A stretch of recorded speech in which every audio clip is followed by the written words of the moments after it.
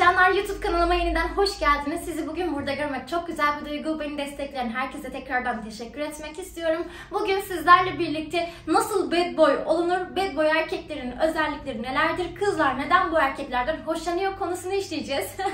Umarım siz de bu videoyu şimdiden beğenirsiniz. Umarım şimdiden kanalıma abone olmuşsunuzdur. Sizin abone olmanız beni daha çok teşvik ediyor ve daha çok video çekmeme sebep oluyor arkadaşlar. Bu yüzden desteklerinizi, abone olmanızı bekliyorum. Instagram'dan da beni takip ederek orada da storylerde soru cevaplara katılabilirsiniz. Yani bana sorularınızı iletebilirsiniz. Çok uzatmadan videoya geçelim. Bad boy erkeklerin 5 temel özelliği nedir? Birinci özellikten başlamak gerekirse bad boy erkekler umursamazlardır. Yani kolay kolay bir insanı kale almazlar. Bu arkadaş çevresinde de aynı, kızlara karşı da aynı. Bu yüzden çok dikkat çekerler. Bu yüzden kızlar onların peşinde koşabilirler. Çünkü kızlar normalde fazla umursanmayı gördüğünden dolayı bu erkekler de onları umursamadığı için kızların egosunu yerle bir edebiliyorlar. Bir de bazı özelliklere sahipse, mesela bad boy erkekler genelde nasıldır? Kendisini sever, kendisini önemser. Bu başka bir maddenin konusu ama genel olarak umursamaz olduğundan dolayı etrafındaki insanlar tarafından dikkat çeken bir yapıya sahiptir. Ama bu demek değil ki çok egoist anlamında değil. Çok egoist olanlar dışlanırlar. Tam olarak bad boy olamazlar. Genel olarak dışarıdaki insanları umursamıyor olsa bile o insanlar tarafından sevilen, değer gören erkeklerdir arkadaşlar.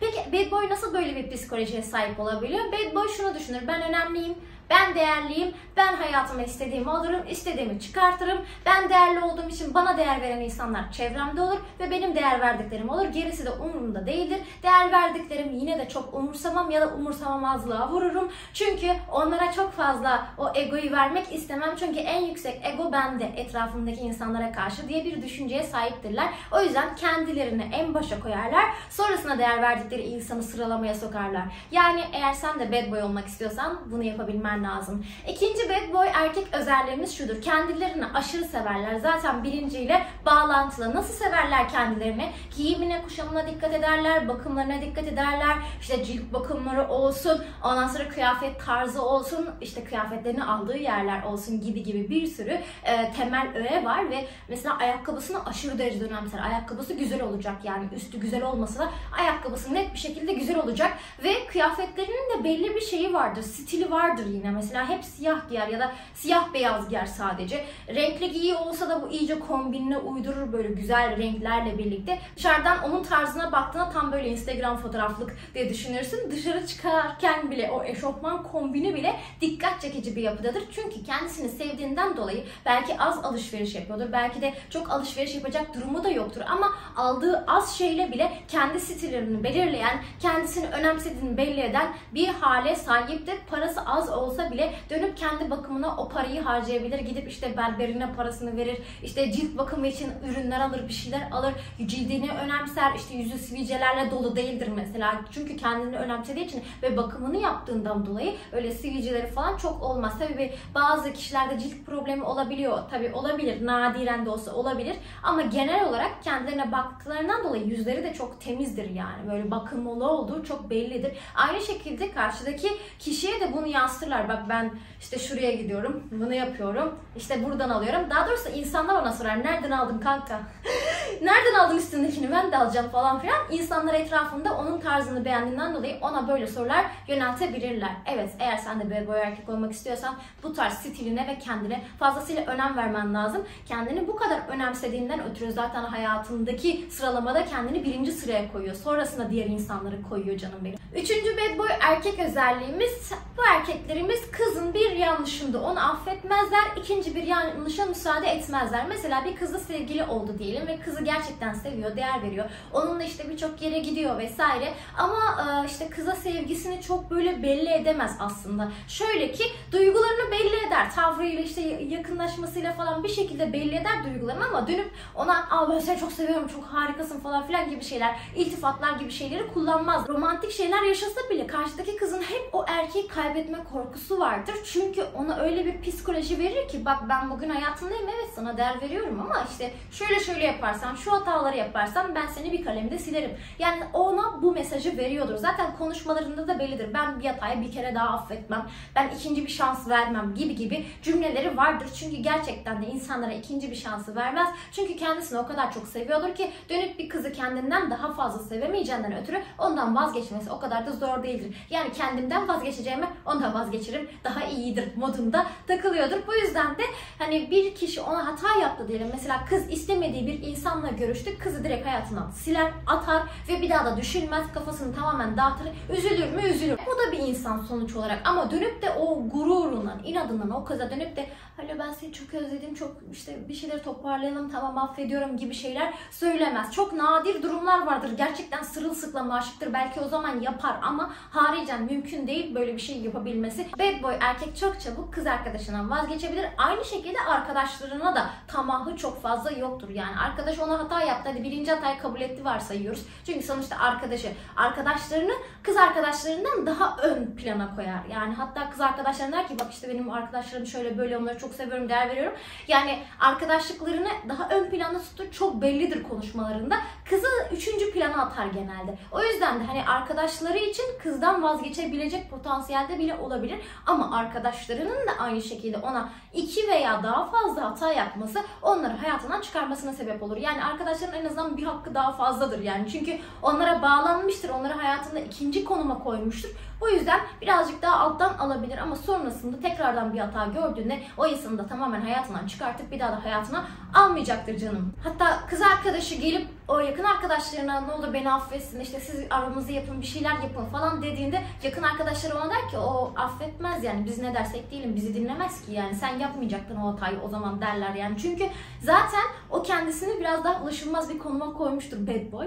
O yüzden de arkadaşları da biliyorlar ki kız hakkında ne kadar konuşsalar da o erkek onu affetmeyecek. O yüzden kendileri de farkındalar ki arkadaşlıkları boyunca birden fazla hata yaptıklarında aynı kişinin yine onları hayatından çıkaracağına emindirler. Evet, dördüncü bad boy erkek özelliğimize geçmek gerekirse çok çabuk vazgeçiyor kızlardan dediğim gibi ve hayatına kolaylıkla yeni bir insanı alabilen potansiyeldedir. Güvenmez, kimseye güvenmez ama kızlar anlamında böyle birazcık daha çapkınlık vardır. O yüzden adı bad boy. Yoksa hani bu huylara sahip olan ve işte evinde oturan, kolay kolay sevgili yapmayan insanlar da var yani. Ama bunlar da kolay kolay sevgili yapmıyor. Sadece daha bir farklı bir boyutu var.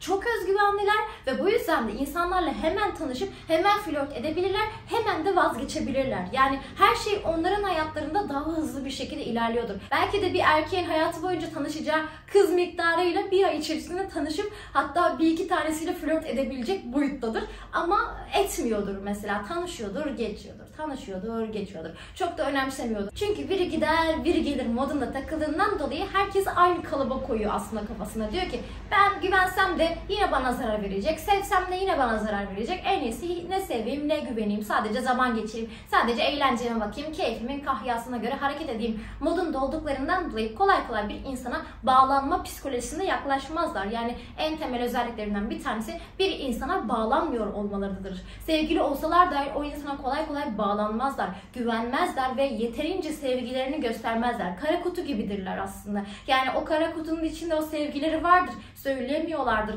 belli edemiyorlardır belki yeri gelip ama o duyguları fazlasıyla içlerinde yaşıyorlardır. Yani dışarı gösterdikleri, o kıza gösterdikleri tarafları belki çok daha az bir kısmı ama kendi içinde yaşadıkları daha fazladır. Ama ona ego vermemek için, daha fazla başının üstüne koymamak için de elinden geleni yapar. Bu yüzden de sözlere dökmez bu durumu canım benim. Son temel özelliğimize gelecek olursak bad boylar hakkında 5. özelliğimiz ikna kabiliyetleri çok yüksektir. Zaten bir alfalık da vardır üzerlerinde, bir liderlik vasfı vardır. İnsanlara bir şeyleri konuştuklarında, ikna etmeye çalıştıklarında bunu kolaylıkla başarabilirler. Belki sen işte 1 saat, 2 saat konuşursun, ikna edemezsin karşı tarafa. O işte 5 dakikada ikna edebilir karşısındaki insanı. Bunu sadece kız arkadaşlarına karşı değil, aynı zamanda erkek arkadaşlarına karşı da yapabilir. Ya kanka oraya gidelim falan filan, ağzından girer, burnundan çıkar, bir şekilde seni oraya gitmeye ikna eder. Ya da bir kız arkadaşı var diyelim. Kız işte onunla tam bir zaman geçirebilecek durumda değil. İşte zaman ayıramıyor, ailesinden izin alamıyor falan. Kızın ağzından girer, burnundan çıkar, bir şekilde o kızı kendi ayağına kadar bile getirebilir yani. Öyle potansiyelde